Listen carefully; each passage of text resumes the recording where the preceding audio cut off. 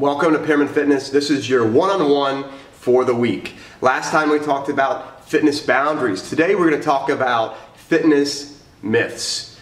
The first thing I want to tackle is spot reduction. This is a big myth in the fitness industry across the board, and a lot of this is propelled because of the infomercials that we constantly see. 6-minute abs, shocking yourself, whatever it is. There's always an ab crunch or some new thing you lean on that gives you that ripped torso.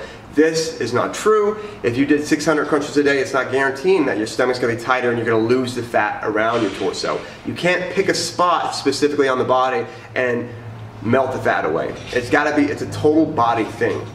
Because this is such a touchy subject for so many people, it works and it sells. Everyone wants to be able to work a specific area and think to yourself, this is having a direct effect on this specific area. You are going to increase your strength and your ability to have more endurance where you can do more setups, or maybe your core is stronger.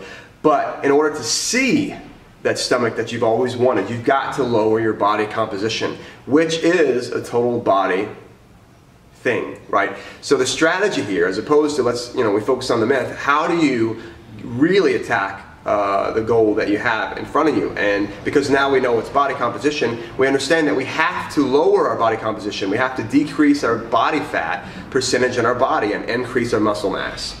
So in order to do that, we've talked about it before, you've got to do cardiovascular training, you've got to do resistance training, and you've got to be consistent, you have to have good diet. All of these things matter. You can't do a sit-up alone and expect that waistline to melt away. Now there is a slight truth to the myth in this. If you are doing a lot of ab exercises, or you are doing a lot of crunches or planks or whatever you're doing, you are working out.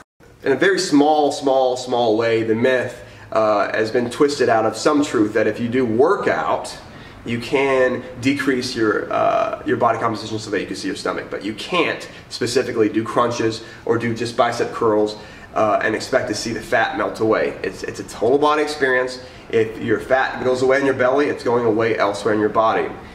Now, of course, I will admit to the fact that we all hold, we have special areas on ourselves where we hold fat differently. Some of us on our hips, some in our stomach, some of us in our lower back, like me. My little area is my lower back.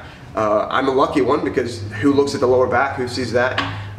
But for the people that have the collections in the thighs or the stomach, the attractiveness of seeing a product or seeing something that specifically zones in on the one area you have a problem with, that's why it sells, that's why it works. So we have to be aware when we see these gimmicks that if they worked, you wouldn't see thousands and thousands and thousands of types of varieties, right? If they worked, there'd be just one really good one or 5 really good options.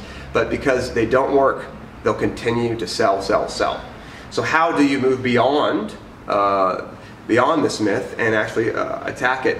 You got to work out consistently. You've got to have your diet, and you've got to have your cardio and your training, your heart rate up. You got to be consistent, and you have to not ever give up. And then at some point you will move in the direction where you can have a better stomach, a better body, and a better perspective on how you look, and you can be happier. Thanks for joining Pearman Fitness. This is fitness myths, specifically spot reduction. How can you move past it? Don't believe what they sell you. Thanks for joining me. Bye.